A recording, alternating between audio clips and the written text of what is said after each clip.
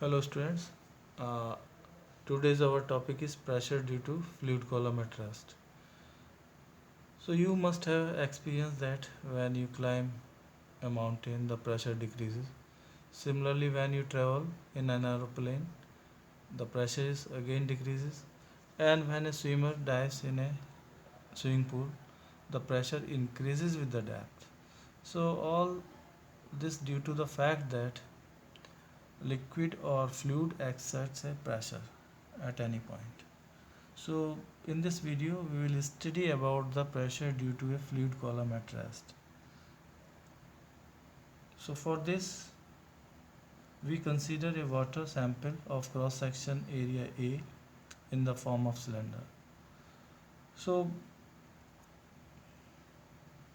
this is the cylinder, this is the water containing in a vessel.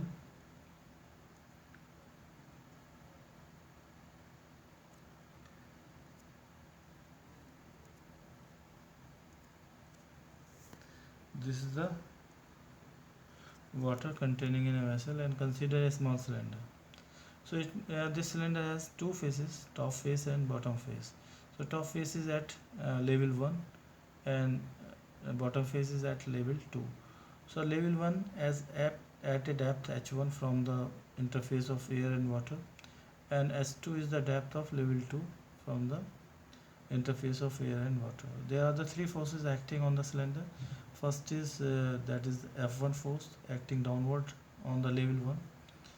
F2 is the force acting on level 2 in upward direction, and the weight of the liquid inside the cylinder, that is W, acting in downward direction.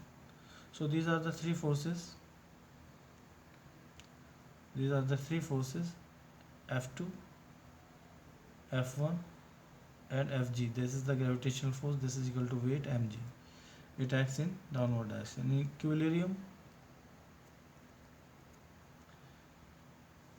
In equilibrium, all the vector sum of all these forces is 0.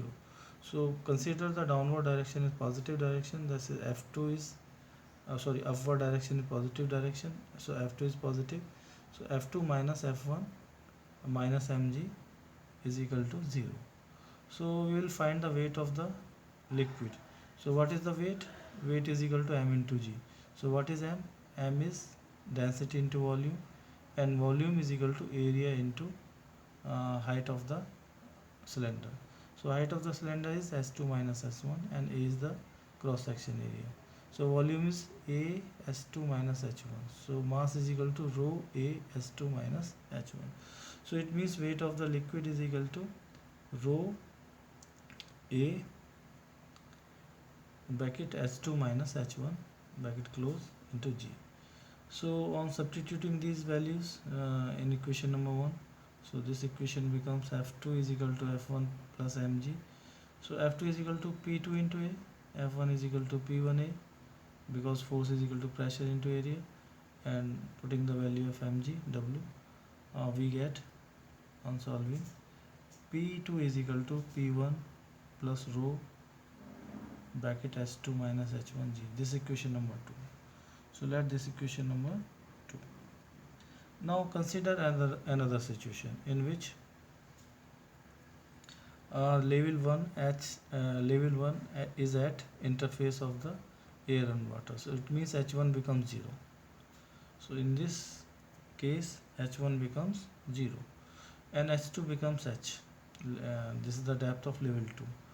So because the level 1 is at interface, so P1 becomes atmospheric pressure PA, because the uh, top of the vessel is open, it is exposed to the atmosphere. So P1 is equal to A and P2 becomes P. This is the absolute pressure now, P. So on putting all these value in equation number 2, the equation number 2 becomes P is equal to PA rho Hg, rho Hg. So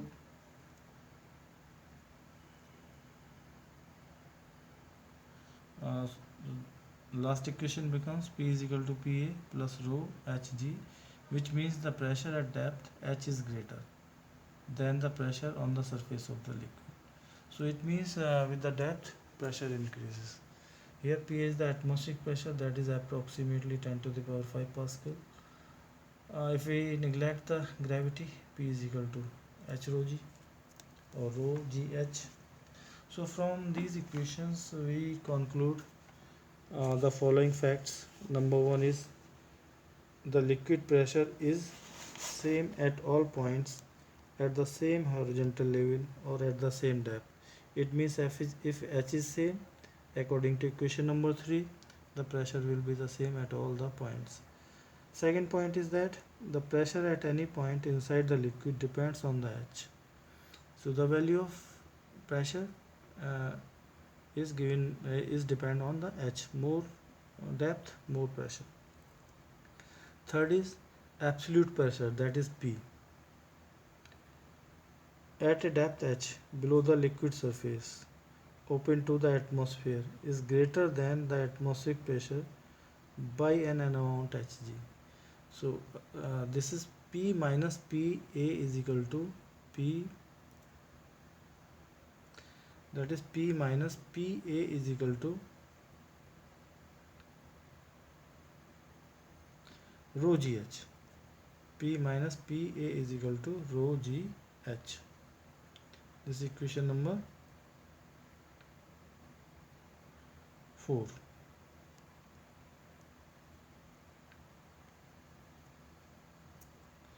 This is the equation number 4.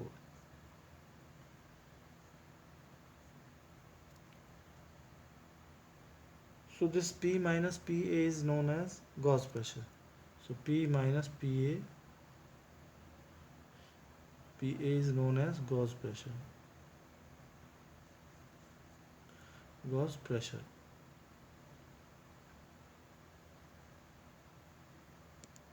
So the difference between P minus Pa, P is the absolute pressure and P is the atmospheric pressure. This pressure is known as gauge pressure, and that depends on the h, that is the height of the liquid column.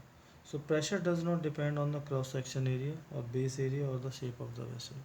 And last point is that the pressure does not depend on the cross section area, base area or even the shape of the container.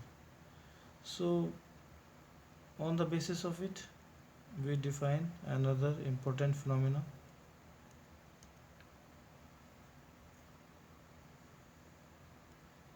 that is hydrostatic paradox, which says that the pressure exerted by liquid column depends on the height of the liquid column and not on the shape of containing vessel.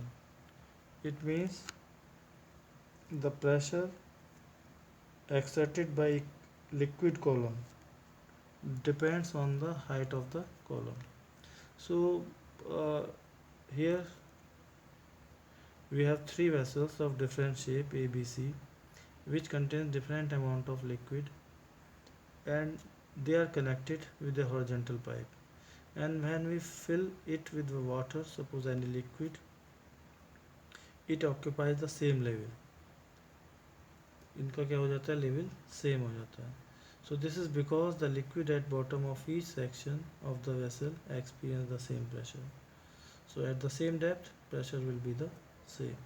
So the height of liquid column will be the same. तो same height तक क्या है, liquid जाएगा. So this is known as hydrostatic paradox, which means the pressure exerted by a liquid column depends only on the height of the liquid column and not on the shape of the container. And this is known as hydrostatic paradox. So I hope you have understood uh, the variation of liquid pressure with the depth and its application, that is the hydrostatic paradox. Thank you very much.